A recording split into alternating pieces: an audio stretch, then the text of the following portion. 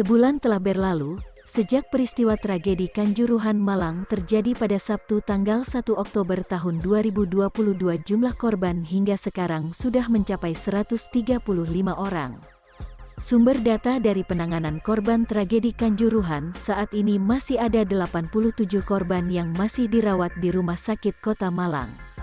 Sebelumnya lebih dari 600 korban yang mengalami luka berat dan luka ringan yang telah mendapatkan perawatan khusus di rumah sakit seputaran daerah Malang, Jawa Timur. Tim Gabungan Independen Pencari Fakta TGIPF yang diketuai oleh Mahmud MD masih terus mendalami dan mengkaji dari beberapa bukti yang sudah dikumpulkan. Begitu pula dari Komnas HAM juga terus melakukan investigasi untuk mencari fakta keadilan terhadap tragedi Kanjuruhan Malang. Termasuk fakta hilangnya rekaman CCTV di ruang lobi yang berdurasi selama lebih dari 3 jam, ketika kendaraan barakuda milik polisi yang sedang mengevakuasi tim Persebaya Surabaya untuk diamankan dari Stadion Kanjuruhan Malang. Tragedi yang berawal dari laga pertandingan antara Arema FC sebagai tuan rumah melawan klub Persebaya Surabaya dengan skor 2-3 yang dimenangkan oleh tim tamu Persebaya. Kericuhan terjadi seusai pertandingan tersebut dengan tidak terimanya supporter dari tim tuan rumah, yang menyebabkan pihak kepolisian menembakkan gas air mata ke arah penonton yang berada di tribun. Kecerobohan polisi yang bertugas di lapangan mengakibatkan tewasnya korban yang sampai saat ini berjumlah 135 orang dan kemungkinan juga akan bertambah. Jumlah korban yang lebih dari 700 orang diantaranya 580 mengalami luka berat dan luka ringan dan sebagian masih dirawat di rumah sakit. Peristiwa tragedi Kanjuruhan masih mendapatkan perhatian internasional terutama terhadap pecinta olahraga sepak bola. Dan kami bersepakat untuk melakukan transformasi sepak bola Indonesia secara menyeluruh.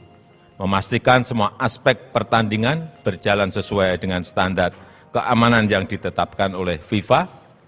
Baik pemain maupun penonton harus terjamin keamanan dan keselamatannya.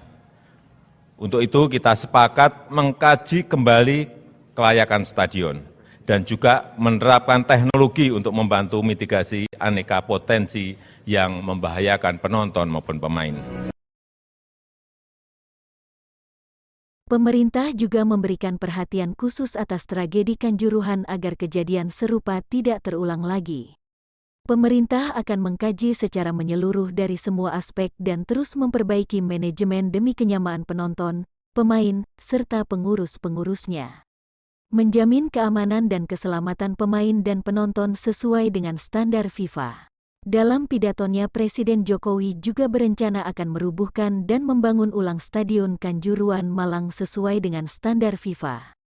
Dan menjadikan percontohan agar kejadian serupa tidak terulang lagi di masa yang akan datang.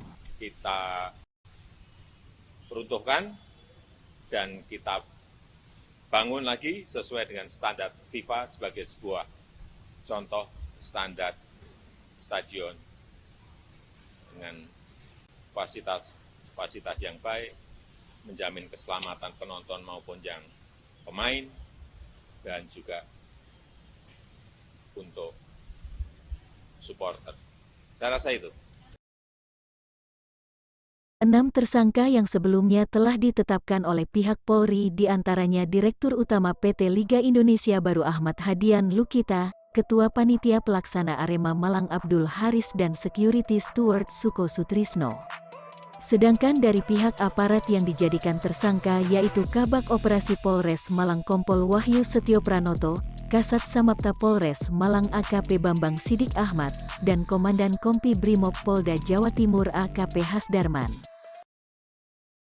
Selain itu Polda Jawa Timur juga telah melakukan rekonstruksi atas kejadian tragedi Kanjuruhan Malang yang digelar di lapangan Mapolda Jawa Timur pada hari Rabu tanggal 19 Oktober tahun 2022. Kepala Divisi Humas Polri Irjen Dedi Prasetyo menyebutkan, telah dilakukan pemeriksaan terhadap 93 saksi yang berasal dari saksi yang ada di tempat kejadian perkara, panitia penyelenggara, pihak PSSI, hingga saksi ahli sebanyak 11 orang. Jumlah saksi yang diperiksa bakal terus bertambah. Dedi merinci, tambahan 15 orang saksi tersebut terdiri atas 8 orang saksi dari Stewart, yakni Deno Sapitri Londoran, Nanang Subekti, Joko Pramono, Muhammad Reza, Nur Kolim, Zainul Arifi, Nawawai, Ahmad Yoni, dan Lula Panca. Kemudian saksi berikutnya, Direktur Utama PT Arema Aremania Bersatu Berprestasi Indonesia Iwan Budiantor, pemilik saham PT Arema Aremania Bersatu Berprestasi Indonesia Gilang Widya Pramana, Ketua Umum PSSI Muhammad Iriawan, Direktur Operasional PT LIB Sujarno, Manajer IT PT LIB Idam Yamin, dan petugas tiketing Adi Ismanto. Irjen Dedi Prasetyo juga menyampaikan masih adanya potensi tersangka yang lain setelah berkas dan pemeriksaan dilakukan oleh pihak kejaksaan. Pertanyaannya adalah, prestasi apa yang sudah diberikan oleh Timnas Indonesia di bawah PSSI di dunia bola internasional? Kemudian, harus berapa banyak lagi membutuhkan korban jiwa untuk memperbaiki manajemen olahraga bola di Indonesia? Siapakah yang paling bertanggung jawab atas kejadian tragedi di Stadion Kanjuruhan, Malang? Ikuti terus perkembangan berita terkini untuk Indonesia yang lebih baik.